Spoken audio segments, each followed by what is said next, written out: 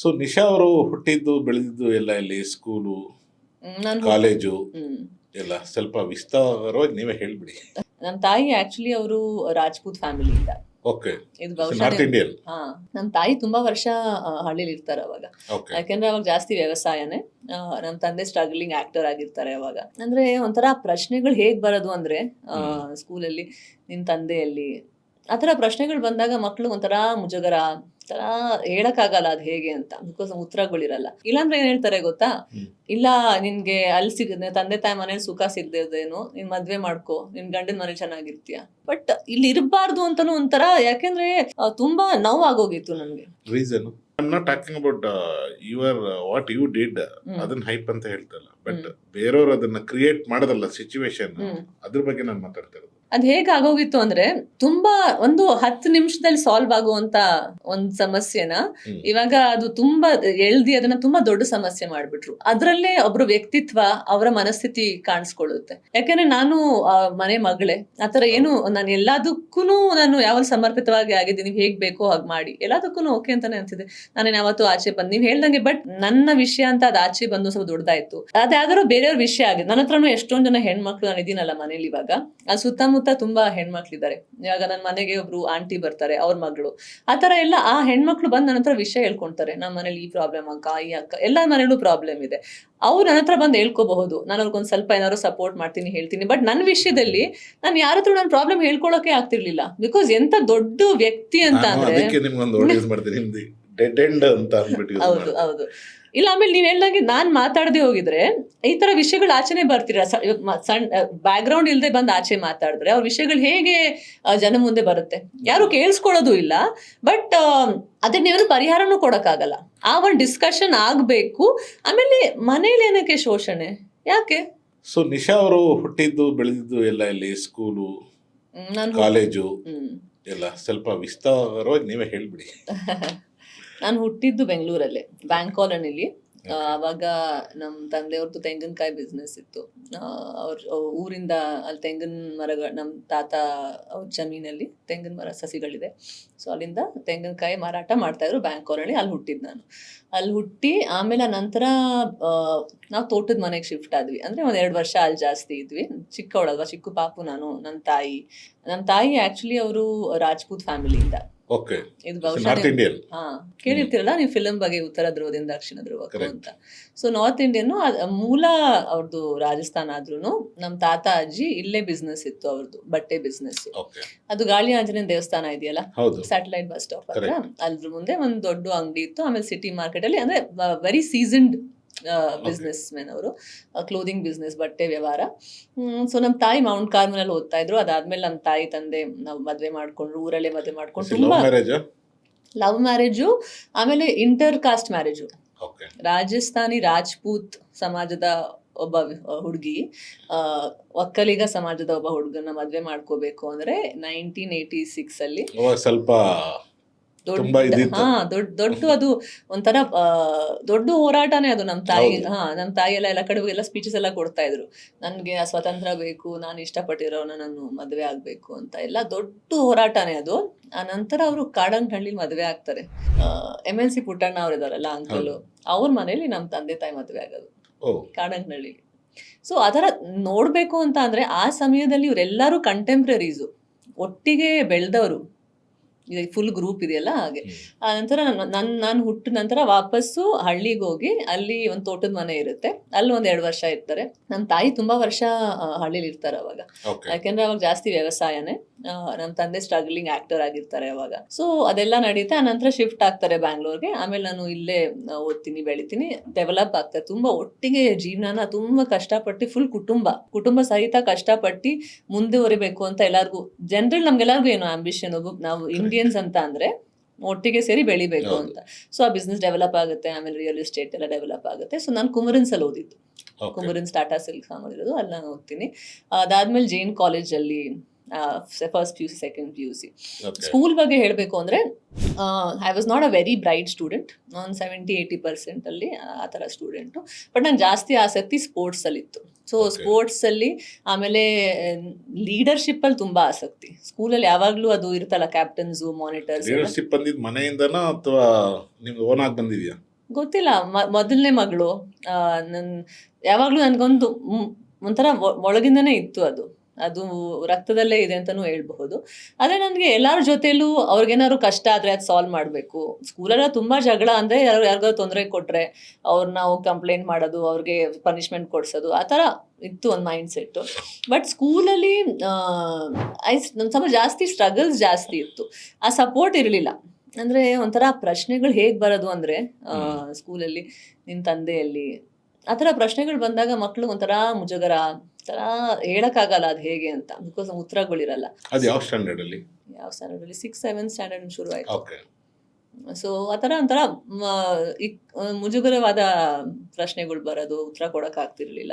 But ಅದು ಕೋಪ ಆಗಿ ಆಗಿ ಆಗಿ ನನ್ನ ತಮ್ಮನೂ ತುಂಬಾ ಚಿಕ್ಕವನು ಅವಾಗ, ನಮ್ಮ ತಾಯಿಗೂ ತುಂಬಾ ನೋವಿತ್ತು. ಸೊ ಒಂಥರ ಅಲ್ಲೇ ಬ್ಯಾಲೆನ್ಸ್ ಮಾಡ್ಕೊಂಡು ನಡ್ಸ್ಕೊಂಡು ಬಂದೆ. ಸ್ಪೋರ್ಟ್ಸ್ ಅಲ್ಲಿ ತುಂಬಾ ಹೆಚ್ಚಾಗಿ ಶೈನ್ ಆಗಿದ್ದೆ. ಆಲ್ರೌಂಡರ್ ಆಗಿದೆ, ನ್ಯಾಷನಲ್ಸ್ಗೆ ಹೋಗಿದ್ದೆ, ಪ್ರೊಫೆಷನಲ್ ಬ್ಯಾಡ್ಮಿಂಟನ್ ಕಲಿತಾ ಇದ್ದೆ. ಆ್ಯಕ್ಚುಲಿ ಇವತ್ತು ಹೇಳಬೇಕು ಅಂದರೆ ನಾನು US ಹೋಗಿಲ್ದೆ ಹೋಗಿದ್ರೆ ನಾನು ಪ್ರೊಫೆಷನಲ್ ಬ್ಯಾಡ್ಮಿಂಟನಲ್ಲಿ ಒಂದು ಒಳ್ಳೆ ಪ್ಲೇಯರ್ ಆಗಿ ರೂಪಿಸ್ಕೊಳ್ತಾ ಇದ್ದೆ. ಒಳ್ಳೆ ಕೋಚ್ ಇದ್ರು, ಗಾಂಗುಲಿ ಪ್ರಸಾದ್ ಅಂತ. ಅವರು ಗೋಪಿಚಂದ್ ಅವ್ರ ಕೋಚು, ಅಪರ್ಣಾ ಪೋಪಟ್ ಅವ್ರ coach. So very professional coach. But allrounder, nationals ಕರ್ನಾಟಕನ ರೆಪ್ರೆಸೆಂಟ್ ಮಾಡಿದ್ದೆ ರನ್ನಿಂಗ್ ಅಲ್ಲಿ. ಸೊ ಅಥ್ಲೆಟಿಕ್ಸ್ ಅಂದ್ರೆ ತುಂಬಾ ಇಷ್ಟ ಆಯ್ತು. ಬಟ್ ಏನಾಯ್ತು, 10th ಸ್ಟ್ಯಾಂಡರ್ಡ್ ಅಲ್ಲಿ ಸಡನ್ ಆಗಿ ನನಗೆ ಒಂದು ಜ್ಞಾನೋದಯ ಆಗಿದ್ದೇನೆ. ಅಂದ್ರೆ ನಾನು ಸ್ಪೋರ್ಟ್ಸ್ ಅಲ್ಲಿ ಕಂಟಿನ್ಯೂ ಮಾಡಿದ್ರೆ ಆ ಸಮಯದಲ್ಲಿ ಸ್ಪೋರ್ಟ್ಸ್ ಅಲ್ಲಿ ಆ ಥರ ಒಂದು ನಿಮಗೆ ಫೈನಾನ್ಷಿಯಲ್ ಗ್ರೋತ್ ಇರಲಿಲ್ಲ. ನನ್ನ ತಾಯಿ ಮತ್ತೆ ನನ್ನ ತಮ್ಮಂದು ಏನಾಗುತ್ತೆ ಅಂತ 10th ಅಲ್ಲಿ ನಿರ್ಧಾರ ತಗೊಂಡು, ಇಲ್ಲ ನಾನು ಓದಬೇಕು, ಒಂದು ಒಳ್ಳೆ ಕೆಲಸ ತಗೋಬೇಕು, ಸಂಪಾದನೆ ಮಾಡಬೇಕು, ಒಂದು ಬ್ಯಾಲೆನ್ಸ್ ಇರಬೇಕು ಲೈಫಲ್ಲಿ ಅಂತ ಸ್ಪೋರ್ಟ್ಸ್ ಕಡೆಯಿಂದ ಗಮನ ನಾನು ಶಿಫ್ಟ್ ಮಾಡಿ ಓದಕ್ಕೆ ಶುರು ಮಾಡಿದೆ. So first PU second PUC ಅಲ್ಲಿ ನಾನು ಆ್ಯಕ್ಚುಲಿ ಕಾಲೇಜ್ ಟಾಪರ್ ಆಗಿ, ಜೈನ್ ಕಾಲೇಜಲ್ಲಿ ಟಾಪರ್ ಆದೆ. ಸೆಕೆಂಡ್ PUC ಎಕ್ಸಾಮ್ ಬರೆದಾದಾಗ ನನಗೆ ಫ್ರೀ ಮೆಡಿಕಲ್ ಸೀಟ್ ಸಿಕ್ತು. 996 ಏನೋ ನನ್ನ ರ್ಯಾಂಕು CETಲಿ. ಫ್ರೀ ಮೆಡಿಕಲ್ ಸೀಟ್ ಸಿಕ್ತು. ಬಟ್ ನನಗೆ ಮನೆಯಲ್ಲಿ ತುಂಬ ಒಂಥರ ಮನಸ್ಸಿಗೆ ಒಂಥರ ಖುಷಿ ಇರಲಿಲ್ಲ ಮನಸ್ಸಲ್ಲಿ. ಸೊ ಆಚೆ ಹೋಗೋಣ ಅಂತ. So basically you are not happy with the home. ಎಲ್ಲರೂ ಹೇಳ್ತಾರಲ್ಲ, ಯಾಕೆ ಹೆಣ್ಮಕ್ಳು ಆಯ್ತು ಕಷ್ಟ ಆದರೆ ಅಟ್ಲೀಸ್ಟ್ ಬೇರೆ ಕಡೆ ಹೋಗಿ ಆರಾಮಾಗಿರ್ಬೋದಲ್ಲ.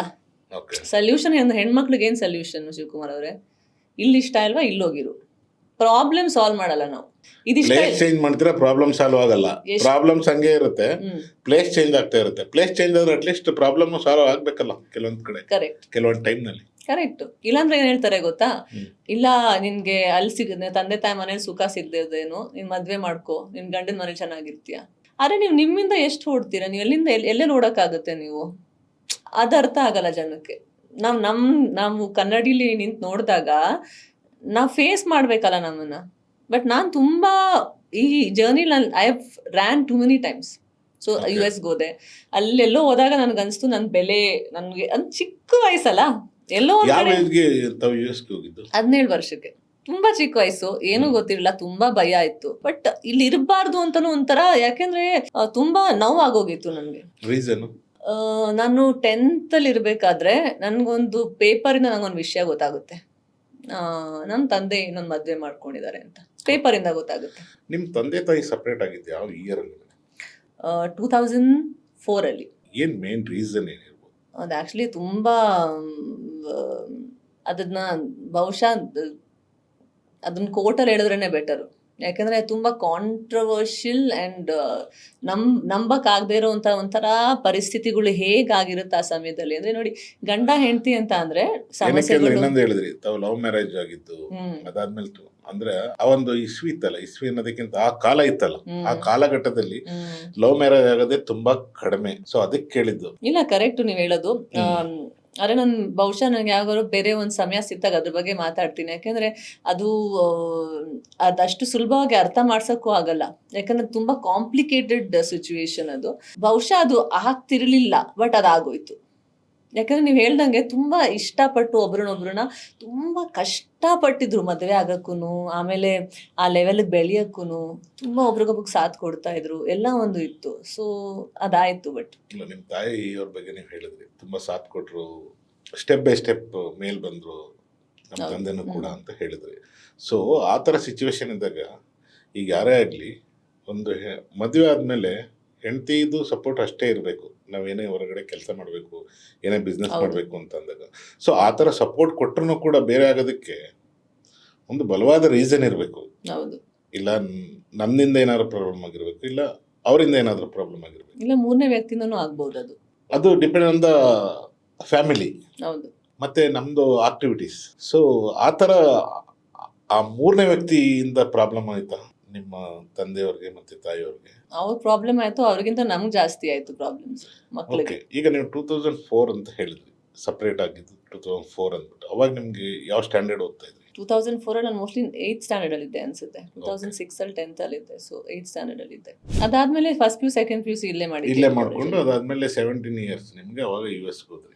ಹೇಗಿತ್ತು ಅಂದ್ರೆ ಅವಾಗ ಜಾಸ್ತಿ ತುಂಬಾ ಕಮ್ಮಿ ಸಮಯ ಸಿಗ್ತಾ ಇತ್ತು. ಫೋನಲ್ಲೂ ಸಿಗ್ತಿರ್ಲಿಲ್ಲ, ಭೇಟಿಗೂ ಸಿಗ್ತಿರ್ಲಿಲ್ಲ, ಮಾತಾಡಕ್ಕೂ ಆಗ್ತಿರ್ಲಿಲ್ಲ, ಇದರ ಇಲ್ವೋ ಜೀವನದಲ್ಲಿ ಅಂತಾನೆ ಗೊತ್ತಿರ್ಲಿಲ್ಲ. ಒಂಟಿಯಾಗೆ ಜೀವನ ನಡೀತು. ಆ ದುಃಖಗಳನ್ನ ಹೇಳ್ಕೊಳಕ್ಕಾಗಲ್ಲ, ಮನೆಯಲ್ಲಿ ಅದನ್ನ ವ್ಯಕ್ತಪಡಿಸಕ್ಕಾಗಲ್ಲ. ಆಚೆ ನಿಮ್ಮ ಸ್ನೇಹಿತರಿಗೆ ಅವರೆಲ್ಲ ಚಿಕ್ಕ ವಯಸ್ಸು, ನಿಮ್ ಒಳಗಡೆ ನಿಮ್ಗೆ ಏನ್ ನಡೀತಾ ಇದೆ ಅಂತ ನಿಮ್ಗೆ ಅರ್ಥ ಆಗಲ್ಲ. ಇದು ಐ ಥಿಂಕ್ ತುಂಬಾ ಮಕ್ಕಳಿಗೆ ಇದು ತುಂಬಾ ಕಷ್ಟವಾದ ಪರಿಸ್ಥಿತಿ. ತಂದೆ ತಾಯಿ ಮಧ್ಯದಲ್ಲಿ ಅದಾದಾಗ ಚಿಕ್ಕ ತಮ್ಮ, ಅವನ್ನ ಚೆನ್ನಾಗಿ ಬೆಳೆಸ್ಬೇಕು ಅಂತ ಆಸೆ. ನನ್ಗಾಗಿದ್ ನಾವು ಅವನ್ಗಾಗ್ಬಾರ್ದು, ಬಟ್ ಅದ್ರಲ್ಲಿ ನೀವೇನ್ ಮಾಡ್ರು ನೀವು ಅದನ್ನ ತಡಿಯಕ್ಕಾಗಲ್ಲ. ಆ ಥರ ಎಲ್ಲ ಒಂಥರ ವಿಚಿತ್ರ ಆಲೋಚನೆ ಸಣ್ಣ ವಯಸ್ಸಿಗೆ ಅಂತ ಇವಾಗ ಅನ್ಸುತ್ತೆ. ಇಬ್ರು ಒಂದೇ ಬೋಟಲ್ಲಿ ಹೋಗ್ತಾ ಇರ್ತೀರಾ ಅಂದ್ರೆ, ನೀವಿರ್ಬೋದು, ನಿಮ್ಮ ತಮ್ಮ ಇರ್ಬೋದು, ಬಟ್ ನೀವು ಅವನ್ನ ಹೆಂಗಾದ್ರೂ ಸಪೋರ್ಟ್ ಮಾಡಬೇಕು, ಅವನು ಬೇರೆ ತರ ಬೆಳೆಸ್ಬೇಕು ಅಂತ ನೀವು ಪ್ರಯತ್ನ ಪಡ್ತೀರಾ. ನನ್ ಅಟ್ಲೀಸ್ಟ್ ಅವ್ನಿಗೆ ನಾನಿರ್ಬೇಕು, ನನ್ಗೆ ಯಾರು ಇಲ್ಲಿಲ್ಲ, ಬಟ್ ಅವ್ನಿಗೆ ನಾನಿರ್ಬೇಕು, ಯಾಕಂದ್ರೆ ಆ ಸಂಕಟ ನಂಗೆ ಅರ್ಥ ಆಗುತ್ತೆ ಅಂತ. ಬಟ್ ಏನ್ ಗೊತ್ತಾ ಶಿವಕುಮಾರ್ ಅವ್ರೆ, ಇವತ್ತು ನಾನು ನೋಡಿದಾಗ, ನನ್ನ ಮಕ್ಳು ನೋಡಿದಾಗ, ಇಲ್ಲ ಯಾರನ್ನಾರು ನೋಡ್ತೀನಲ್ಲ ಕಷ್ಟದಲ್ಲಿ, ಅವ್ರ ಕಷ್ಟ ನಾನು ನಿಜವಾಗ್ಲೂ ನನಗೆ ಒಳಗಡೆ ನನ್ಗೆ ಅದು ಮುಟ್ಟುತ್ತೆ. ಬಿಕಾಸ್ ನನ್ಗೆ ಅರ್ಥ ಆಗುತ್ತೆ ಯಾವ ಥರ ಏನ್ ಜೀವನ ಆಲ್ರೆಡಿ ತುಂಬಾ ಒಂದು ಏನಂತಾರಲ್ಲ, ಒಂದು ರಣಭೂಮಿ ಇದ್ದಂಗೆ ನಾವು ಹುಟ್ಟು ಬಂದ್ಮೇಲೆ ಇಲ್ಲಿ. ಯಾಕಂದ್ರೆ ನಮ್ ಫಸ್ಟ್ ಆಫ್ ಆಲ್ ನಮ್ಗೆ ನಾವು ನಮ್ಮನ್ನ ಗಟ್ಟಿ ಮಾಡ್ಕೋಬೇಕು, ಬದಲಾವಣೆಗಳನ್ನ ಮಾಡ್ಕೋಬೇಕು, ನಾವು ಎನ್ರಿಚ್ ಮಾಡ್ಕೋಬೇಕು, ಏನಾದ್ರು ಒಂದು ಆಗಿ ತೋರಿಸ್ಬೇಕು, ಸಂಪಾದನೆ ಮಾಡಿಸ್ಬೇಕು, ಕುಟುಂಬನ ಬೆಳೆಸ್ಬೇಕು, ಎಷ್ಟೊಂದು ಗುರಿಗಳಿರುತ್ತೆ. ಅದ್ರ ಜೊತೆಲಿ ಇದೆಲ್ಲ ಆದಾಗ ಮಾನಸಿಕವಾಗಿ ತುಂಬ ಪ್ರೆಷರ್ ಬಿದ್ದಾಗ, ಇವಾಗ ನೀವು ನೋಡ್ತಿದ್ದೀರಲ್ಲ ಸಮಾಜದಲ್ಲಿ ಯಾರೂ ಖುಷಿಯಾಗಿಲ್ಲ. ಇವಾಗ ಕೋರ್ಟಲ್ಲೆಲ್ಲ ಬರುತ್ತಲ್ಲ, ಯಾಕೆ ಅಷ್ಟೊಂದು case case case case case, ಯಾರು ಏನು ತಗೊಂಡೋಗಲ್ಲ ಅಂತ ಎಲ್ಲರಿಗೂ ಗೊತ್ತು, ತಗೊಂಡೋಗಲ್ಲ. ಬಟ್ ಅದು ಯಾರಿಗೂ ಅರ್ಥನೂ ಆಗ್ತಾ ಇಲ್ಲ. ಅದು ಈಗೋ ಅನ್ನೋದು ಇಲ್ಲ, ಅವ್ರಿಗೆ ಅಧಿಕಾರ ಇದೆ, ಬೇರೆಯವ್ರಿಗಿಲ್ಲ. ಸೊ ನೀವು 2004-5 ನಲ್ಲಿ, ಸೊ ಆ ಟೈಮ್ ನಲ್ಲಿ ಅವ್ರು ಸಪರೇಟ್ ಆಗ್ಬೇಕಂದ್ರೆ ನೀವೇನಾದ್ರೂ, ನೀವು ಅಲ್ಲಿ ನಿಮ್ ತಮ್ಮ ಆಗ್ಲಿ ಏನಾದ್ರು ಕನ್ವಿನ್ಸ್ ಮಾಡಕ್ ಹೋದ್ರ ಇಬ್ರಿಗೂ? ಅದು ಹೇಗಿತ್ತು ಪರಿಸ್ಥಿತಿ ಅಂತ ಅಂದ್ರೆ, ಅದು ಎಲ್ಲಾರು ನೀವೊಂಥರ ತ್ಯಾಗ ಅಂತಾನೆ ಹೇಳ್ಬೋದು ನಮ್ಮ ಅಮ್ಮನ ಕಡೆಯಿಂದ. ಅದು ಅವ್ರು ತಗೋಬೇಕಾಗ, ಅವ್ರು ಇಷ್ಟ ಪಡ್ದೇನು ಒಂಥರ ತಗೋಬೇಕಾಗಿದ್ದ ನಿರ್ಧಾರ ಅದು. ಅಂದ್ರೆ ಪ್ರೆಷರ್ ಇಂದ ತಗೊಂಡ್ರ, ಏನಾದ್ರು ಪ್ರೆಷರ್ ಇತ್ತ ನಿಮ್ ತಾಯಿಯವ್ರಿಗೆ, ನಿಮ್ ತಾಯಿಯವ್ರ ಮೇಲೆ? ಪ್ರೆಷರ್ ಎಲ್ಲಾ ಕಡೆಯಿಂದನೂ ಇತ್ತು. ಅದೇ ಹೇಳಲ್ಲ, ಬಿಕಾಸ್ ಅವಾಗ್ಲೂ ಒಂದು ಪಬ್ಲಿಕ್ ಲೈಫಲ್ಲೇ ಇದ್ದಿದ್ದು. 1999 ನನ್ನ ತಮ್ಮ ಹುಟ್ಟಿದ್ದ, ಅವಾಗ ಫಸ್ಟ್ ಟೈಮ್ ಅವರು ಪಬ್ಲಿಕ್ ಲೈಫ್ಗೂ ಬಂದಿದ್ರು. ಸೊ ಆಮೇಲೆ ನಮ್ಮ ತಾಯಿ ತುಂಬಾ ಕಷ್ಟಪಟ್ಟು ಅಲ್ಲಿ ತಲುಪಿದ್ರು ಅವ್ರ ಜೊತೆಲಿ. ಏನು ಮಾಮೂಲಿಯಾಗಿ ಏನು ಸುಮ್ಮನೆ ಬೆಳಗ್ಗೆ ಎದ್ದು ಬರ್ತೀವಿ ಅಂತ ಇವಾಗಿನ ಪರಿಸ್ಥಿತಿ ಹೇಗಿದೆ ಆ ಥರ ಇರಲಿಲ್ಲ. ಅವರು ತೆಂಗಿನಕಾಯಿ ಮಾರಾಟ ಮಾಡಿಕೊಂಡು ಆಮೇಲೆ ಬೇರೆ ಬೇರೆ ಬಿಸ್ನೆಸಸ್ ಮಾಡಿಕೊಂಡು ರಿಯಲ್ ಎಸ್ಟೇಟಿಗೆ ಬಂದು, ಆ ನಂತರ ಫಿಲ್ಮ್ಸ್ಗೆ ಬಂದು, ಆ ನಂತರ ಪಬ್ಲಿಕ್ ಲೈಫಿಗೆ ಬಂದು, ಅದರಲ್ಲೆಲ್ಲ ಎಷ್ಟು ಸಂಘರ್ಷ ಇರುತ್ತೆ. ಬಿಕಾಸ್ ಆವಾಗ ನಮ್ಮ ತಾಯಿಯವ್ರ ತಂದೆ ಬರ್ತಾ ಇದ್ರು ಮನೆಗೆ. ಒಂದ್ ಸ್ವಲ್ಪ ದಿನ ಸೆಪರೇಷನ್ ಇತ್ತು. ನನ್ನ ಮಗಳು ಈಗ ಹೊಟ್ಟೋದ್ಲು ಅಂತ. ನಂತರ ನಿಮ್ಗೆ ಗೊತ್ತಲ್ಲ, ಮಗಳು ಅಂತ ಅಂದ್ರೆ ತಂದೆದಿರು ಒಂದ್ ಸ್ವಲ್ಪ ದಿವಸ ಆದ್ಮೇಲೆ ಮಗು ಎಲ್ಲ ಆದ್ಮೇಲೆ ಬಂದಾಗೆಲ್ಲ ಅವ್ರು ಇಷ್ಟಷ್ಟು ದುಡ್ಡು ಕೊಡೋದು, ಚಿನ್ನ ಕೊಡೋದು, ಅದೆಲ್ಲ ಇತ್ತು. ಬೆಳಿಲಿ ಅಂತ ಆಸೆ ಇತ್ತು. ಅದೆಲ್ಲ ಬೆಳೆದಾದ್ಮೇಲೆ ಈ ತರ ಸಮಸ್ಯೆಗಳಾದಾಗ ತಂದೆ ತಾಯಿಗೂ ಎಷ್ಟು ನೋವಾಗುತ್ತೆ. ಇವಾಗ ಅಷ್ಟೊಂದು ವರ್ಷ ಆದ್ಮೇಲೆ ಅವ್ರಿಗೂ ಒಂದು ಸಮಾಜದಲ್ಲಿ ಆಯ್ತು, ನನ್ನ ಮಗಳು ಒಳ್ಳೆ ನಿರ್ಧಾರ ತಗೊಂಡು ನಿಭಾಯಿಸಿದ್ಲು, ಈ ಹಂತಕ್ಕೆ ತಲುಪಿದ್ರು ಅಂತ ಅವ್ರಿಗೊಂದು ಖುಷಿ ಇತ್ತು.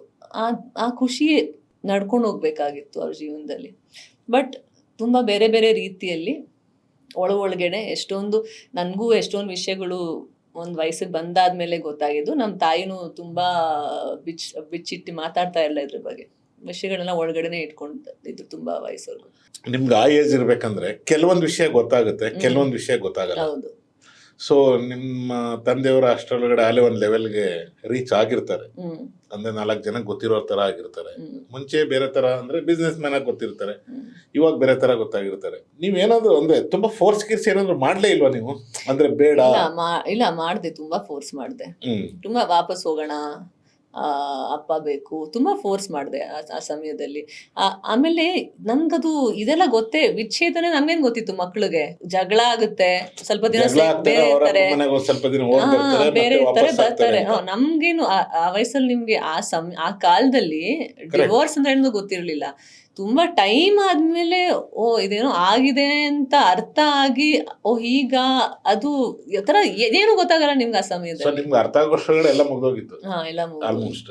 ಎಲ್ಲ ಮುಗ್ದೋಗಿತ್ತು ಅಂತ ಅಂದ್ರೆ ಇದಾಗಿತ್ತು. ಬಟ್ ಕುಟುಂಬದಲ್ಲಿ ಒಟ್ಟಿಗೆ ಇದ್ವಿ ನಾವು, ಅಂದ್ರೆ ನಾವು ಹೋಗ್ತಾ ಬರ್ತಾ ಇದ್ವಿ, ತಾತ ಅಜ್ಜಿ ಎಲ್ಲ ಒಟ್ಟಿಗೆ, ಫ್ಯಾಮಿಲಿ ಎಲ್ಲ ಒಟ್ಟಿಗೆ ಇತ್ತು. ಸೊ ಅದು ಅರ್ಥನೇ ಆಗಿಲ್ಲ. ಆಮೇಲೆ ಎಲೆಕ್ಷನ್ಸ್ ಅಲ್ಲೆಲ್ಲ ಫುಲ್ ಅವ್ರ ಜೊತೆಲೆ ಇರ್ತಾ ಇದ್ದೆ, ಅಲ್ಲಿಗ್ ಬರ್ತೀನಿ. ಪಟ್ಟಣಕ್ಕೆ ಹೋಗ್ತಾ ಇದ್ದೆ. ಬರ್ತೀನಿ, ಮತ್ತೆ ಅಲ್ಲಿಗೆ ಬರ್ತೀನಿ. ಓಕೆ. ಸೊ ನನಗೆ ಇನ್ನೊಂದು ಕ್ವಶನ್ ಏನಂತ ಅಂದ್ರೆ, ತಮ್ಗೆ ಯಾವುದೇ ತಂದೆ ಈ ಗಂಡ್ ಮಕ್ಳ ಮಾತು ಕೇಳೋದಕ್ಕಿಂತ ಹೆಣ್ಮಕ್ಳ ಮಾತನ್ನ ಕೇಳ್ತಾರೆ ಯೂಶಲಿ. ಅಲ್ಲಿ ಸ್ವಲ್ಪ ಒಬ್ಬ ತಂದೆ ಆದವನು ಕರೆಕ್ತಾನಲ್ಲಿ ಹೆಣ್ಮಕ್ಳು ಹೇಳಿದ್ರೆ ಅಥವಾ ಅವಳೇನಾದರೂ ಕೇಳಿದ್ರೆ ತಂದೆಗೆ ಆ ವಿಚಾರದಲ್ಲಿ ಸ್ವಲ್ಪ ಬೇಡ, ಓಕೆ ನನ್ನ ಮಗಳಿಗೋಸ್ಕರನಾದ್ರೂ ನಾನು ಸಪ್ರೇಟ್ ಆಗೋದು ಬೇಡ ಅಂತ ಅನ್ಸಿಲ್ವಾ ಅವ್ರಿಗೆ? ನಾನು ಅದರಲ್ಲಿ ಲಕ್ಕಿ ಇಲ್ಲ, ಬಿಕಾಸ್ ನಾನು ಅದು ನನ್ಗೆ ಅನುಭವ ಇಲ್ಲ. ಅನ್ಲಕ್ಕಿ ಗರ್ಲ ನೀವು ಹಂಗಾದ್ರೆ.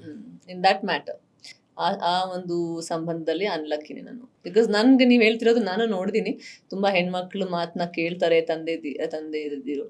ಬಟ್ ನನ್ಗೆ ಅನುಭವ ಆಗಿಲ್ಲ. ಬಿಕಾಸ್ ನನ್ಗೆಲ್ಲೋ ನನ್ನ ಮಾತಾಡಕ್ಕೆ ನನ್ನ ಅವ್ರ ಮುಂದೆ ಕೂತ್ಕೊಂಡು ಯಾವತ್ತೂ ಮಾತೇ ಆಡಿಲ್ಲ. ನನ್ನ ದುಃಖ, ನನ್ಗೇನು ಖುಷಿ ಆಗುತ್ತೆ, ನಾನು ಏನು ಮಾಡಬೇಕು ಅಂದ್ಕೊಂಡಿದ್ದೀನಿ, ನಾನು ಏನಾದರೂ ನಿನ್ನ ಮಾತು ವಿಷಯಗಳನ್ನ ನಾನು ಅವಕಾಶ, ಸಮಯನೇ ಸಿಕ್ಕಿಲ್ಲ. ಸಮಯ ಎಲ್ಲಿ ಸಿಕ್ತಿತ್ತು ಅಂದರೆ ನಿಮ್ಮ ಸಮಾಜದ ಮುಂದೆ ಸಮಯ ಸಿಗ್ತಾ ಇತ್ತು, ಅಷ್ಟೇ. ಸಮಯ ಸಿಗ್ತಾ ಇದ್ದಿಲ್ಲ. ಒಂದು ಮಾತಾಡೋಕೆ ಆ ಥರ ಸಿಕ್ಕರೆ ನನಗೆ ಸ್ಪೇಸು ಸಿಕ್ಕಿಲ್ಲ, ಅವ್ರು ಯಾವತ್ತೂ ಕೇಳೂ ಇಲ್ಲ. ಸೊ ನಿಮ್ಮ ತಾಯಿ ಲಾಸ್ಟ್ಗೆ ಇದೆಲ್ಲ ಸಪ್ರೇಟ್ ಆಯ್ತು, ಏನು ಹೇಳಿದ್ರು ನಿಮಗೆ? ಅಂದ್ರೆ ನೋಡಿ ಈ ತರ ವಿಚಾರ ಆಗಿದೆ, ಓಕೆ, ಲಾಸ್ಟ್ ಅಲ್ಲಿ ಅಂದ್ರೆ ಸಪ್ರೇಟ್ ಆಗುತ್ತೆ, ಆಗ ಹೋದ್ಮೇಲೆ ಹಿಂಗ್ ಆಗ್ತಾ ಇದೆ ಫ್ಯಾಮಿಲಿನಲ್ಲಿ, ಸೊ ನಾವೀಗ ಸಪ್ರೇಟ್ ಆಗ್ಲೇಬೇಕು, there is no other choice ಅಂತ ಅಂದಾಗ ಮಕ್ಳಿಗೊಂದು ಏನಾದ್ರು ಹೇಳ್ಬೇಕಲ್ಲ? ಇಲ್ಲ, ಅವಾಗ ಆ ಥರ ಏನು ಸ್ಪಷ್ಟವಾಗಿ ಏನೂ ಹೇಳಿರ್ಲಿಲ್ಲ. ಈ ತರನೇ ಆ ತರನೇ ಆಗ್ತಾ ಇದೀವಿ. ಯಾಕೆಂದ್ರೆ ಮಧ್ಯದಲ್ಲಿ ಏನಾಗೋದು ಅಂತ ಅಂದ್ರೆ, ಸಣ್ಣ ಪುಟ್ಟ ಏನೋ ಜಗಳ ಆದಾಗ ಸ್ವಲ್ಪ ದಿನ ಅಲ್ಲೋಗಿ ಬರ್ತಾ ಇದ್ವಿ, ಇಲ್ಲೋಗಿ ಬರ್ತಾ ಅಂದ್ರೆ ನಮ್ಮ ಅಜ್ಜಿ ಮನೆಗೆ ಹೋಗ್ತಾ ಇದ್ವಿ. ಆ ತರ ನಡಿಬೇಕಾದ್ರೆ ನಮ್ಗೇನು ನಾವು ಹೋಗ್ತಾ ಇದೀವಿ, ಅಲ್ಲಿ ನಮ್ಮ ಕಸಿನ್ಸ್ ಇದಾರೆ, ಆಟ ಆಡ್ಕೊಂಡು ಬರ್ತೀವಿ ಅಷ್ಟೇ. ನಮ್ಗೆ ಮೇಲ್ಗಡೆ ಬರೀ ಮೇಲ್ನೋಟಕ್ಕೆ ನಮ್ಗೆಲ್ಲ ಹಿಂಗಿದೆ, ಓಕೆ ಮಾಮೂಲಿ ಅಂತ ಅನಿಸ್ತಾ ಇತ್ತು.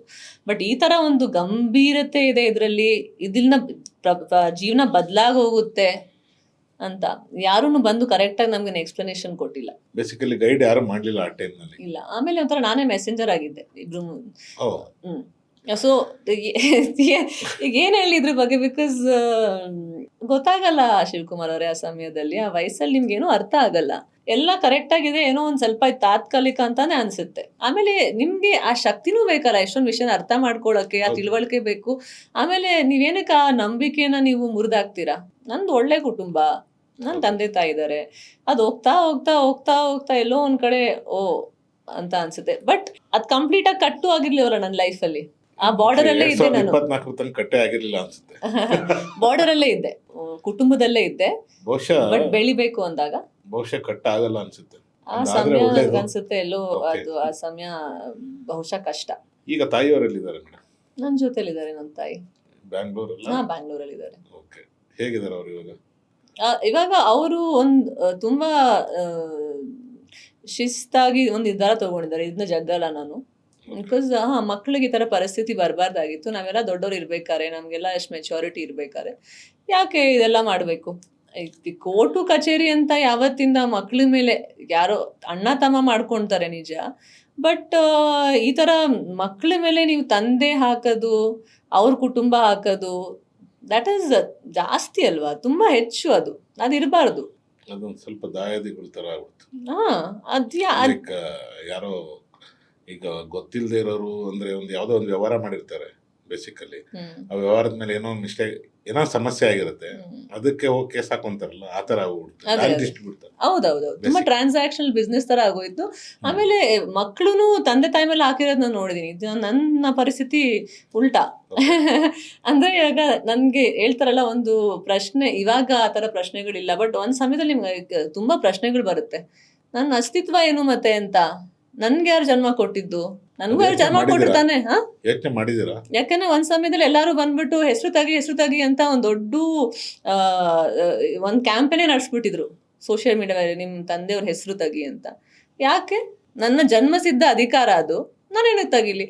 ತಪ್ಪಾದ್ರೂ ಅದೇ, ಒಳ್ಳೇದಾದ್ರೂ ಅದೇ, ಕೆಟ್ಟದಾದ್ರೂ ಅದೇ, ಅವ್ರ ಮೇಲೋದ್ರು ಅದೇ, ಕೆಳಗು ಬಂದ್ರು ಅದೇ, ಅವ್ರ ಶಕ್ತಿ ಇದ್ರು ಅದೇ, ಶಕ್ತಿ ಇಲ್ಲದ್ರು ನನ್ಗೆ ಅದೇ ಹೆಸರು. ಇಲ್ಲ ಬಂದು ಅವರೇ ಹೇಳ್ಬೇಕು ನಾನು ನಿಮ್ ತಂದೆ ಅಲ್ಲ ಅಂದ್ಬಿಟ್ಟು. ಹೌದು, ಅದನ್ನು ಆಪ್ಷನ್ ಕೊಟ್ಟೆ ನಾನು, ಮುಕ್ತವಾಗಿ ಅದನ್ನು ಆಪ್ಷನ್ ಕೊಟ್ಟೆ ನಾನು. ಆಮೇಲೆ ನೀವೆಲ್ಲರೂ ಹೇಳ್ತಾ ಇದೀರಲ್ಲ ತೆಗೀರಿ ಅಂತ, ಹೇಗ್ ತಗ್ಸೋದು ಅಂತ ನಂಗೆ ಬಂದ್ ಹೇಳಿ. ಹೇಗ್ ತಗ್ಸ್ತೀರಾ? ಪ್ಯಾನ್ ಕಾರ್ಡ್ ಇಂದ ಹೇಗ್ ಮಾಡ್ಬೇಕು ಅಂತ ನಂಗೆ ತಿಳಿಸಿ. ತಂದೆ ತಾಯಿ ಹೆಸರು ಎಲ್ಲಾದ್ರೂ ಒಂದು ಡಾಕ್ಯುಮೆಂಟ್ ಅಲ್ಲಿ ಕೊಡ್ಲೇಬೇಕಲ್ಲ. ಹೌದು, ನೀವೆಲ್ಲ ತಗ್ಸ್ತಾ ಕುತ್ಕೊಂತೀರಾ ಹೆಸರುನ? ನನ್ ಮೇಲೆ ಏನಕ್ಕೆ ಈ ತರ ಪ್ರಶ್ನೆಗಳು? ಈ ಪ್ರಶ್ನೆಗಳು ಯಾಕೆ ಕೇಳಿದ್ರು ಅಂದ್ರೆ ಯಾರೋ ಕೇಳಿಸಿದ್ರು ಇವ್ರ ಕೈಲಿ ಪ್ರಶ್ನೆಗಳನ್ನ. ಸೊ ಕೆಲವೊಂದು ಡೈರೆಕ್ಟ್ ಆಗಿ ಮಾಡಕ್ಕಾಗಲ್ಲ, ಕೇಳಕ್ಕಾಗಲ್ಲ, ಸೊ ಅವಾಗ ಇಂಡೈರೆಕ್ಟ್ ಆಗಿ ಮಾಡ್ತಾರೆ. ಆಮೇಲೆ ಅದ್ ಹೆಸರು ಉಪಯೋಗಿಸ್ಕೊಬಿಟ್ರೆ ಮುಂದುವರ್ಬಿಡ್ತೀನಿ ಅಂತ. ನಾಳೆ ಶಿವಕುಮಾರ್ ಅವರೇ, ಇವತ್ತು ಎಷ್ಟೊಂದ್ ಜನ ದೊಡ್ಡ ವ್ಯಕ್ತಿಗಳಿದ್ದಾರೆ, ಘಟಾನ್ಘಟಿಗಳು, ಒಳ್ಳೆ ಹೆಸರಿರೋರು, ಎಲ್ಲಾರು ಬರೆಯೋ ತಂದೆ ತಾಯಿ ಹೆಸರು ಇಟ್ಕೊಂಡೇ ಮುಂದೆ ಬರೆದ್ರೆ ಅವರಲ್ಲೂ ಒಂದೇನೋ ಒಂದು ಅರ್ಹತೆ ಇತ್ತ, ಇಲ್ಲ ಅವ್ರದ್ದು ಸಾಮರ್ಥ್ಯ ಇತ್ತ, ಇಲ್ಲ ಬರೀ ಹೆಸರು ತಗೋಬಿಟ್ರೆ ಮುಂದುವರ್ದ್ಬಿಡ್ತೀರಾ? ನಿಮ್ಮಲ್ಲಿ ಆ ಒಂದು ಕೆಪಾಸಿಟಿ ಇರಬೇಕು. ಅದಕ್ಕಿಂತ ಮುಂಚೆ, ಕೆಪಾಸಿಟಿ ಅನ್ನೋದಕ್ಕಿಂತ ಮುಂಚೆ ಆ ಮನುಷ್ಯನ ಘನತೆ, ಗೌರವ ಎಷ್ಟಿದೆ ಸಮಾಜದಲ್ಲಿ ಅನ್ನೋದು ಕೌಂಟ್ ಆಗುತ್ತೆ ಮೇಡಮ್. ಹೌದು, ಕರೆಕ್ಟ್. ಬಹುಶಃ ನಾಳೆ ನೀವೇ ಬೇಡ ಅನ್ಬೋದು, ಹೆಸರು ನಿಶಾ ಇದ್ರೆ ಸಾಕಪ್ಪ ಬೇಡ ಅನ್ಬೋದು. ನಾನು ಚಿಕ್ಕವಳಿದ್ದಾಗ ಎಲ್ಲರೂ ಹೇಳ್ತಾ ಇದ್ರು, ತಂದೆ ತಾಯಿಗೆ ಏನ್ ಹೆಮ್ಮೆ ಅಂತ ಅಂದ್ರೆ, ಚಿಕ್ಕವರಿದ್ದಾಗ ಅವ್ರ ಮಗಳು, ಅವ್ರ ಮಗ ಅಂತ ಹೇಳ್ತಾರೆ. ದೊಡ್ಡವರಾದ್ಮೇಲೆ ಅವ್ರ ತಂದೆ, ಅವಳ ತಾಯಿ ಅಂತ ಹೇಳ್ತಾರೆ ಅಂತ ಒಂದು ಪ್ರಪಂಚ ಎಲ್ಲೋಯ್ತು ಶಿವಕುಮಾರ್ ಅವರೇ. ಇವತ್ತು ಅಲ್ಲ, ನಾನು ಹೇಳ್ತಿರೋದು ಇವತ್ತು ನೀವು ಹೇಳಿದ್ರಲ್ಲ, ನಿಮ್ಗೆ ಅದು ಘನತೆ ತುಂಬಾ, ಇವಾಗ ಘನತೆ ಹೇಗ್ ಬರುತ್ತೆ ಗೊತ್ತಾ? ನೀವು ಒಳ್ಳೆಯವರಾಗಿ ಒಳ್ಳೆ ವ್ಯಕ್ತಿತ್ವನ ನಿಭಾಯಿಸ್ಕೊಂಡು ಹೋಗ್ತಿರಲ್ಲ, ಅವಾಗ ಇವನು ಒಳ್ಳೆ ವ್ಯಕ್ತಿ ಅಂತ ಘನತೆ ಬರುತ್ತೆ. ಇವತ್ತೇನಾಗ್ಬಿಟ್ಟಿದೆ, ಬರೀ ದುಡ್ಡು, ಅಧಿಕಾರ, ಅದು ತಾತ್ಕಾಲಿಕ ಅಷ್ಟೇ ಎಲ್ಲಾರ್ಗು, ಬರೀ ಅದರಿಂದಾನೇ ಘನತೆ ಬರಲ್ಲ. ಅದು ನಾವು ಘನತೆ ಅಂತ ಮುಂದೆ ಹೇಳ್ತೀವಿ, ಹಿಂದ್ಗಡೆ ಹೋಗ್ಬಿಟ್ಟು ಅವ್ರಿಗೆ ಬೈತಾ ಇರ್ತೀವಿ. ಫ್ಯಾಮಿಲಿ ಸಪ್ರೇಟ್ ಆಗ್ಬೇಕಂದ್ರೆ ದುಡ್ಡು, ಅಧಿಕಾರ ಏನಾದ್ರೂ ಮುಂದೆ ಬಂತ? ಅಫ್ಕೋರ್ಸ್, ಕುಟುಂಬ ಅಂತ ಬಂದಾಗ, ಸಂಬಂಧಗಳಂತ ಬಂದಾಗ ದುಡ್ಡುಗೆ ಜಾಸ್ತಿ ಇವತ್ತು ಪ್ರಯಾರಿಟಿ ಇದೆ. ಆದ್ಯತೆ ದುಡ್ಡಿಗೆ ಜಾಸ್ತಿ ಕೊಡ್ತಾರೆ ಜನ. ಈಗ ದುಡ್ಡಿಗೆ, ನಾನು ಜನರಲ್ ಆಗಿ ಕೇಳ್ತಾರೆ, ದುಡ್ಡಿಗೆ ಆದ್ಯತೆ ಕೊಡೋದು ಎಷ್ಟು ಸರಿ, ಎಷ್ಟು ತಪ್ಪು? ನಾನು ದುಡ್ಡಿಗೆ ಒಂದು ಕೆಲಸ ಇದೆ ಜೀವನದಲ್ಲಿ.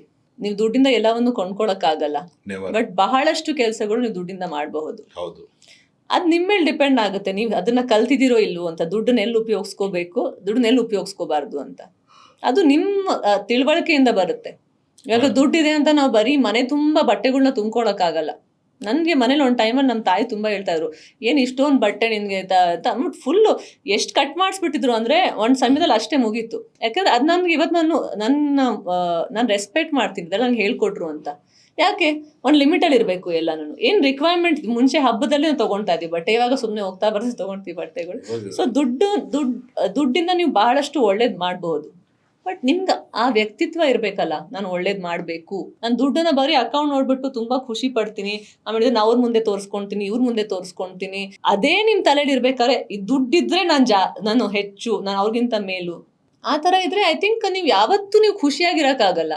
ನಿಮ್ನ ನೋಡ್ತೀನಿ ನಾನು, ನಾನು ಇವ್ರಿಗಿಂತ ಚೆನ್ನಾಗಿ ಹಾಕೊಂಡಿದ್ದೀನಿ, ಅವ್ರನ್ನ ನೋಡ್ತೀನಿ, ಅವ್ರಿಗಿಂತ ಚೆನ್ನಾಗಿ ಹಾಕೊಂಡಿದ್ದೀನಿ, ಅವ್ರನ್ನ ಎಲ್ಲಾ ಕಡೆ ಬರೀ ಇದೇ ಮಾಡ್ತಾ ಇದ್ರೆ ಕಂಪೇರಿಬಿಲಿಟಿ ಜಾಸ್ತಿ ಆಗಿದೆ ಇತ್ತೀಚೆಗೆ. ಕಂಪೇರ್ ಮಾಡ್ಕೊಳ್ಳೋದು ಒಳಗಡೆ ಏನು ಇಲ್ಲದೆ ಇದ್ದಾಗ ಇದೆಲ್ಲ ನಿಮ್ಗೆ ಇದೆಲ್ಲ ಸಪೋರ್ಟ್ ಬೇಕು, ಇದೆಲ್ಲ ತೋರಿಸ್ಕೊಳಕ್ಕೆ ಮನ್ಸಲ್ಲಿ ನೀವು ಪ್ರೂವ್ ಮಾಡ್ತಾ ಇರ್ಬೇಕಾರ ಒಳಗೆ, ನಾನ್ ಜಾಸ್ತಿ, ನಾನು ಹೆಚ್ಚು, ನನ್ನಲ್ಲಿ ಜಾಸ್ತಿ ಇದೆ ಅಂತ. ಬಟ್ ನಿಮ್ಮ ಹತ್ರ ಏನೂ ಇಲ್ಲ. ಬದುಕೋದಕ್ಕೆ ಅದೆಲ್ಲ ರಿಕ್ವೈರ್ಮೆಂಟ್ ಇದೆಯಾ? ನಿಜವಾಗ್ಲೂ ದುಡ್ಡಿನ ರಿಕ್ವೈರ್ಮೆಂಟ್ ಇದೆಯಲ್ಲ ಶಿವಕುಮಾರ್, ದುಡ್ಡಿನ ರಿಕ್ವೈರ್ಮೆಂಟ್ ಇದೆ, ಬಟ್ ನಾನ್ ಜಾಸ್ತಿ, ಅವ್ನ್ ಕಡಿಮೆ, ಅವ್ನ್ ಹಾಗೆ, ಇವನಿಗೆ ಎಷ್ಟು ಬೇಗ ಆಚೆ ಬರ್ತೀವಿ? No, not required. ಬಟ್ ಅದನ್ನೆಲ್ಲ ನೀವು ಅನುಭವಿಸ್ಬೇಕು ಫಸ್ಟ್. ಒಂದ್ ಸ್ವಲ್ಪ ನಿಮ್ಗೆ ಆ ಫೇಸ್ ಬೇಕು ಲೈಫಲ್ಲಿ ಅರ್ಥ ಆಗಕ್ಕೆ. ದುಡ್ಡಿಂದ ನಾನು ಜಾಸ್ತಿನ, ಇಲ್ಲ ನನ್ನಲ್ಲಿ ಏನೋ ಇದೆಯಾ, ದುಡ್ಡು ಇಲ್ದೆ ನಾನು ನಡ್ಸಕ್ಕಾಗತ್ತಾ? ಬಿಕಾಸ್ ನಾನು ದುಡ್ಡಿಲ್ಲದೆ ತುಂಬಾ ನಡ್ಸಿದ್ದೀನಿ ನಾನು, ಯಾಕಂದ್ರೆ ನನ್ಗೆ ಅದು ಪರಿಸ್ಥಿತಿ ಇತ್ತು. ಬಟ್ ಆ ಪರಿಸ್ಥಿತಿಯಿಂದ ನಾನು ತುಂಬಾ ಕಲಿತೆ. ಇವತ್ತು ನನ್ಗೆ ಕಮ್ಮಿನೋ ಜಾಸ್ತಿನೋ, ನನ್ಗೆ ಎರಡು ದಾರಿಲೂ ನಡೆಯಕ್ ಬರುತ್ತೆ. ಬ್ಯಾಲೆನ್ಸಿಂಗ್ ನಾವು ಅದೇ ಹೇಗೆ ನೀವು ಕಲಿಲೇಬೇಕು ಲೈಫಲ್ಲಿ. ಒಬ್ರೊಬ್ರಿಗೆ ಬಹುಶಃ ಅಷ್ಟು ಒಳ್ಳೆ ಅದೃಷ್ಟನೂ ಹೇಳಲ್ಲ ನಾನು, ಮನೆಯಲ್ಲಿ ತುಂಬಾ ರಾಜ ಬೇಟ ಅಂತಾರಲ್ಲ ಆ ಥರ ತುಂಬಾ ಒಳ್ಳೆ ರೀತಿಯಲ್ಲಿ ಬೆಳೆಸಿ ಏನೂ ಕೆಲಸ ಮಾಡಿಸ್ದೆ ದೇಶ ಎಲ್ಲ ಹಾಳಾಯ್ತಂಗೆ. ಎಲ್ಲರಿಗೂ ಎಲ್ಲ ಕೆಲಸ ಮಾಡಕ್ ಬರಬೇಕು, ನೀವು ಮಾಡ್ತಿರೋ ಇಲ್ವೋ ಅದು ನಿಮ್ಮ ಸಮಯ ಹೇಳುತ್ತೆ. ನಿಮ್ ತುಂಬಾ ಕೆಲಸಗಳು ಆಚೆ ಇದ್ರೆ ಮನೇಲಿ ಕೆಲಸ ಮಾಡಲ್ಲ, ಆದ್ರೆ ಎಲ್ಲರೂ ಕೆಲಸ ಮಾಡಬೇಕು. ಮನೇಲಿ ಎಲ್ಲ ಕೆಲಸ ಗೊತ್ತಿರಬೇಕು, ಅಡುಗೆ ಗೊತ್ತಿರಬೇಕು, ಕ್ಲೀನಿಂಗ್ ಗೊತ್ತಿರಬೇಕು, ಬಟ್ಟೆ ಒಗೆದು ಗೊತ್ತಿರಬೇಕು, ಹೆಣ್ಮಕ್ಳಿಗೂ ಗೊತ್ತಿರಬೇಕು, ಗಂಡು ಮಕ್ಳಿಗೂ ಗೊತ್ತಿರಬೇಕು. ಇದರಿಂದ ಎಲ್ಲ ಪ್ರಾಬ್ಲಮ್ ಸೊಸೈಟಿಲಿ ಇವತ್ತು. ಇವಾಗ ಗಂಡು ಮಕ್ಳು ಮದುವೆ ಆದ್ಮೇಲೆ ಎಲ್ಲವ್ರು ಮಾಡೋಕ್ಕಾಗತ್ತೆ ಕೆಲಸ, ಹೆಣ್ಮಕ್ಳ ಮೇಲೆ ಡಿಪೆಂಡ್ ಆಗ್ತಾರೆ, ಅದು ಪ್ರಾಬ್ಲಮ್ಮು. ನೀವು ಕಮ್ಮಿ ಜಾಸ್ತಿ ಅಲ್ಲ, ಎಲ್ಲ ಗೊತ್ತಿರಬೇಕು, ಅವಾಗ ನೀವು ಸಪೋರ್ಟ್ ಮಾಡಕ್ ಸರಿ ಹೋಗುತ್ತೆ. ಈಗ ತಾಯಿಯವರು ಈಗ ಇವರು ಒಂದು ಮದುವೆ ಆದರು, ಸೆಕೆಂಡ್ ಮ್ಯಾರೇಜ್ ಆಗಿದ್ದಾರೆ ಅನ್ಸುತ್ತಲ್ಲ, ಸೊ ತಾಯಿಯವ್ರು ಏನಾದರೂ ಮದುವೆ ಆಗಿದ್ರಾ? ಇಲ್ಲ, ಅವ್ರಿಗೆ ಯಾವತ್ತೂ ಆ ಥರ ಆಸಕ್ತಿನೇ ಇರಲಿಲ್ಲ ಅದ್ರ ಬಗ್ಗೆ. ಯಾಕೆಂದ್ರೆ ನೀವೆಲ್ಲ ಚಿಕ್ಕ ಮಕ್ಳಿದ್ರಿ, ಯಾವುದೇ ಮನುಷ್ಯಂಗೆ ಅದು ಒಂದ್ಸರಿ ಡೈವರ್ಸ್ ಆಗಿದೆಯಪ್ಪ, ಸಪ್ರೇಟ್ ಆಗಿದ್ವಿ, ಈಗ ನನ್ನ ಮಕ್ಳುಗಳ ಕತೆ ಏನು, ನನಗೆ ಯಾರಾದರೂ ಒಬ್ರು ಬೇಕಲ್ಲ. ನನ್ನ ತಾಯಿಗೆ ಯಾವತ್ತೂ ಅವರು ಸಪೋರ್ಟ್ ಮಾಡ್ತಾನೆ ಹೋದ್ರು. ನನ್ನ ತಂದೆಯವ್ರಿಗೆ ನೀವು ಯಾವತ್ತೂ ಅವನ್ನ ನೋಡಿರಲ್ಲ ಆಚೆ ಕಡೆ. ಆ ಟೈಮಲ್ಲಿ ಬಿಡಿ ಸೋಷಿಯಲ್ ಮೀಡಿಯಾನೂ ಇರಲಿಲ್ಲ, ಬಟ್ ಯಾವತ್ತೂ ಇಷ್ಟು ವರ್ಷದವರೆಗೂ ಗೊತ್ತೇ ಇರಲಿಲ್ಲ ನನ್ನ ತಂದೆಗೆ 2ನೇ ಮದುವೆ ಅಂತ. ಏನಕ್ಕೆ ಅಂದ್ರೆ ಹೇಗೆ ಗೊತ್ತಾಗಿಲ್ಲ ಅಂದ್ರೆ ನೀವು ಅಷ್ಟೊಂದು ಕ್ಲೋಸ್ ಆಗಿ ಮೂವ್ ಮಾಡ್ತಾ ಇದ್ರಿ, ನಾವು ನೋಡಿರೋದೆಲ್ಲ ನೀವು ಕ್ಲೋಸ್ ಆಗಿ ಮೂವ್ ಮಾಡಿರೋದನ್ನ. ಇನ್ನೇ ನೋಡ್ತೀರಾ, ನೀವು ದಿನನಿತ್ಯ ಬಂದು ನೀವು ಟಿವಿಲಿ ಯಾರು ಶೂಟ್ ಮಾಡಲ್ವಲ್ಲ ಇಂಟರ್ವ್ಯೂ, ಅಂದ್ರೆ ದಿನನಿತ್ಯ ತೋರಿಸ್ತಾರ ನೀವು ದಿನಚರಣೆ ಹೇಗಿದೆ, ಬೆಳಗ್ಗೆ ಏನು ಮಾಡ್ತಾರೆ, ಸಾಯಂಕಾಲ ಏನು ಮಾಡ್ತಾರೆ, ಇಲ್ಲ ಯಾವಾಗ ಮೀಡಿಯಾ ಮುಂದೆ ಬರುತ್ತೋ ಯಾವಾಗ ಇಂಟರ್ವ್ಯೂಸ್ ಬರುತ್ತೋ ಅದಷ್ಟೇ ಕಾಣಿಸ್ತಾ ಇತ್ತು. ಸೊ ಹಾಗೆ.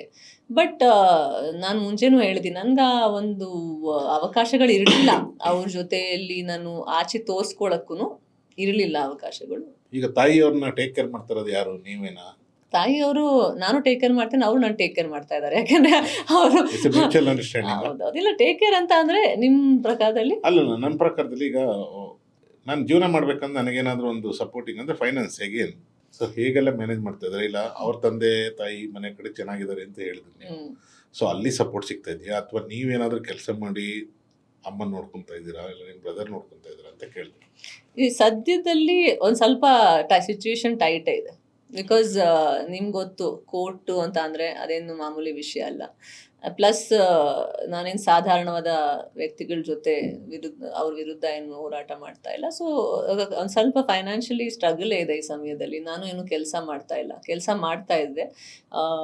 ನನ್ನ ಅಮೆರಿಕಾದಲ್ಲೇ ನಂದೇನು ಕೆಲಸ ಜಾಬ್ ಇತ್ತು ಒಂದು ಕಂಪನಿ, ನನ್ನ ಫ್ರೆಂಡ್ ಕಂಪನಿನೇ. ಅಲ್ಲಿ ಕೆಲಸ ಮಾಡ್ತಾ ಇದ್ದೆ, ಅದು ಬಿಟ್ಟು ಬರಬೇಕಾಗಿತ್ತು. ಬಿಕಾಸ್ ಈ ಥರ ಏನೇನು ವಿಷಯಗಳು ನಡೀತಲ್ಲ ಇಲ್ಲಿ. ನೀವು ಬ್ಯಾಂಗ್ಳೂರ್ ಅಂದ್ರೆ ಇಂಡಿಯಾಗೆ ವಾಪಸ್ ಆಗಿದೆ ಅವಾಗ? ನಾನು ಅಲ್ಲಿ ಯೂನಿವರ್ಸಿಟಿ ಆಫ್ ಇಲಿನಾಯ್ ಅರ್ಬಾನಾ ಶ್ಯಾಂಪೇನ್ ಅಲ್ಲಿ ಸ್ಟ್ಯಾಟಿಸ್ಟಿಕ್ಸ್ ಓದಿದೆ. ಅಲ್ಲಿ ಓದ್ಬಿಟ್ಟು ಆನರ್ಸ್ ಡಿಗ್ರಿ ಅದು ಮುಗಿಸ್ಬಿಟ್ಟು ಬಂದೆ ವಾಪಸ್ಸು 2011 ಅಲ್ಲಿ ವಾಪಸ್ ಬಂದೆ. ಆಮೇಲೆ ಎಷ್ಟೊಂದು ಮಾಡಬೇಕು ಅಂತ ಹಲವಾರು ಪ್ರಯತ್ನಗಳು ನಡೀತು. ಅದಕ್ಕೆ ಏನು ಯಾವುದು ಒಂದು ಒಳ್ಳೆ ಸ್ಥಾನ ಜಾಗ ಸಿಕ್ಕಿಲ್ಲ, ಅದಕ್ಕೇನು ಕನ್ವರ್ಟ್ ಆಗಿಲ್ಲ. ನನ್ನ ಕಡೆಯಿಂದ ಎಲ್ಲ ಎಫರ್ಟ್ಸ್ ಇತ್ತು, ಬಟ್ ನಾನು ನಿಮ್ಗೆ ಹೇಳಿದ್ನಲ್ಲ ಅದೊಂಥರ ಅದು ಅವಾಗ ಏನು ಗೊತ್ತಾಗಿಲ್ಲ. ಅದು ಆಮೇಲೆ ಹೋಗ್ತಾ ಸರ್ಕಲ್ ರೌಂಡ್ ಹೊಡಿತಾನೆ ಇದ್ದೀರಾ? ಇನ್ ಸರ್ಕಲ್ ರೌಂಡ್ ಹೊಡಿತಾ ಇಲ್ಲ, ಇನ್ ಸರ್ಕಲ್. ಯಾಕಂದ್ರೆ ಇವಾಗ ನಾನೇ ದಾರಿ ಮಾಡ್ಕೊಂಡು ಕ್ಲಾರಿಟಿ ಸಿಕ್ಕಿದೆ ಅನ್ಸುತ್ತೆ ಇವಾಗ. ಸಿಕ್ತು, ಮುಂಚೆನೆ ಸಿಕ್ತು ಕ್ಲಾರಿಟಿ ಆಕ್ಚುಲಿ ನನಗೆ 7-8 years ಮುಂಚೆನೆ ಸಿಕ್ತು. ಆಮೇಲೆ ಬಟ್ ಆ ಕ್ಲಾರಿಟಿ ಸಿಕ್ಕಿದ್ಮೇಲೆ ನಾನು ತುಂಬಾ ಮುಕ್ತವಾಗಿ ಚರ್ಚೆನೂ ಮಾಡ್ತಾ ಇದ್ದೆ, ಪ್ರಶ್ನೆಗಳ್ನೂ ಕೇಳ್ತಾ ಇದ್ದೆ, ಬದಲಾವಣೆ ಆಗ್ಬೇಕು ಅಂತಾನೂ ಕೇಳ್ತಾ ಇದ್ದೆ. ಅದು ಮಾಡ್ತೀನಿ ಅಂತ ಎಲ್ಲ ಒಂದು ಸುಳ್ಳು ಆಶ್ವಾಸನೆ ತುಂಬಾ ಜಾಸ್ತಿ. ಅಲ್ಲಿಂದ ಸ್ವಲ್ಪ ನೀವು ಬೇರೆ ರೂಟ್ ಹಿಡಿದ್ರಿ.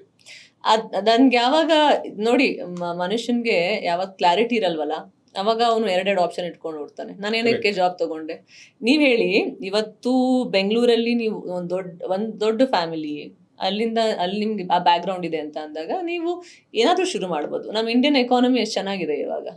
ಆಮೇಲೆ ನಾವು ಆಚೆ ಕಡೆ ಹೋಗಿ ಶ್ರಮ ಪಟ್ಟು ಮಾಡಬೇಕು ಅಂದ್ರೆ ಇನ್ನಷ್ಟು ಕಷ್ಟಗಳಲ್ಲಿ. ಅಲ್ಲಿ ನಿಮ್ಗೆ ಏನು ಇಲ್ಲಿ ಒಂದು ಫೋನ್ ಕಾಲಲ್ಲಿ ಎಷ್ಟೊಂದು ನೀವು ಹ್ಯಾಂಡಲ್ ಮಾಡಬಹುದು.